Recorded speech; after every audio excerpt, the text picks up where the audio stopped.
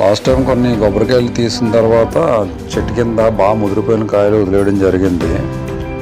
ఆ వదిలేసిన కాయల్ని కొన్ని పువ్వులు వచ్చినాయి, 5 పువ్వులు కూడా కట్ చేసుకుని తిన్నాం. కానీ కొబ్బరి నూనె ఆడించాలి కురుడి కాయలని ఎప్పటి నుంచో అనుకుంటున్నాను.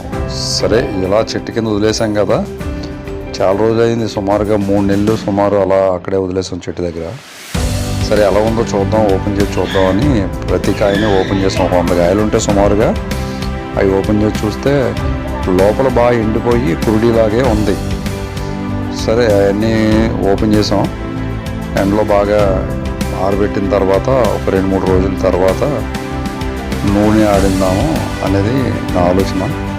కొబ్బరి నూనె ప్రతిరోజు తీసుకోవడం వల్ల చాలా మంచిదని విన్నాను.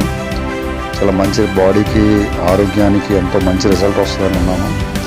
సరే మనం ఈ విధంగా చేద్దామని అనుకుంటున్నాను. లైక్ చేయండి, షేర్ చేయండి.